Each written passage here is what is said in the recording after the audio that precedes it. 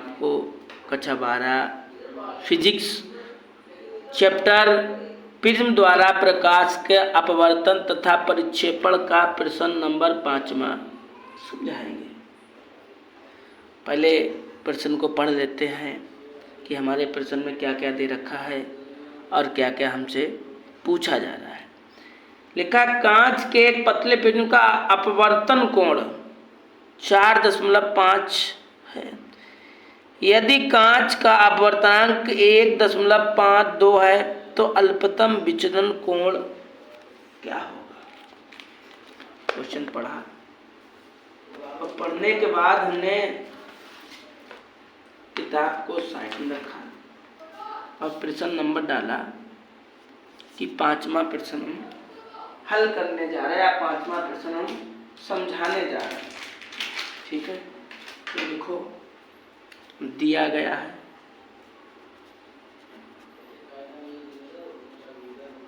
क्या दिया गया है कि प्रिज्म का अपवर्तन कोण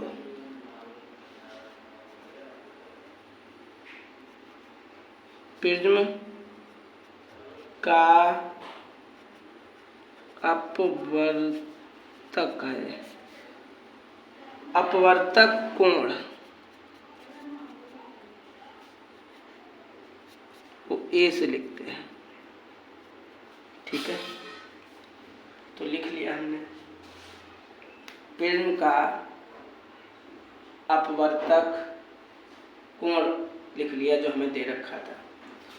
आगे लिखा है, यदि कांच का अपवर्तनांक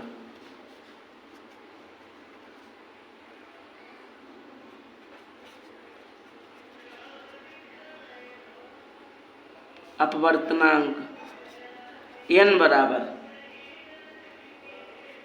इतना है। अपवर्तनांक को हम n से लिखते हैं।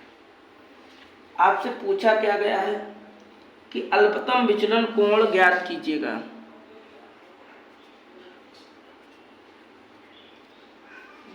अल्पतम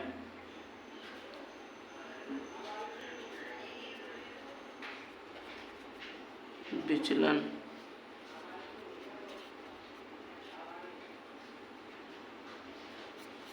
आपको डेल्टा की वैल्यू चाहिए है।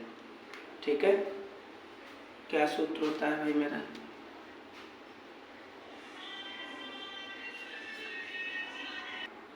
ठीक है, आपका सूत्र होता है n-1 a। ठीक है, अब यहाँ पे जो जो वैल्यू दिख नहीं हो वो वैल्यू रख दो, हल कर दो और आपका आंसर आ जाएगा। ठीक है, तो क्या क्या दे रखा है? n का मान a का मान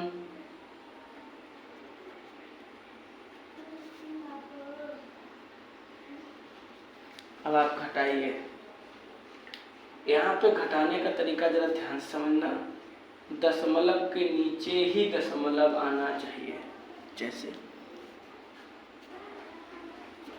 अगर ये 1 लिखा है, इस 1 को हम ऐसे लिख लें, कोई दिक्कत नहीं। तो 2 5 0, तो कहने का मतलब ये हुआ इसकी जगह पर अगर घटाएंगे तो कितना आएगा? इतना आएगा। ठीक है, घटा दिया भाई। अब गुणा करना है। अब हमें क्या करना है कि यहाँ पे गुणा करना है, तो गुणा करके दिखाएंगे आपको।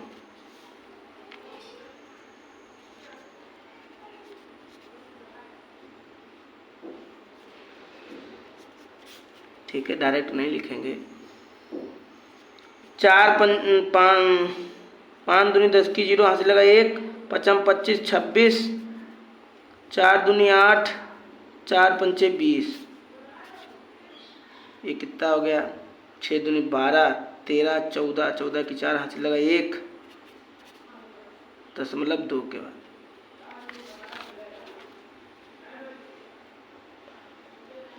तो कितना आया?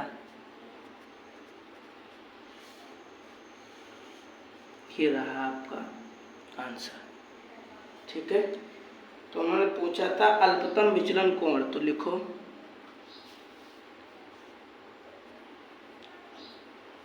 अल्पतम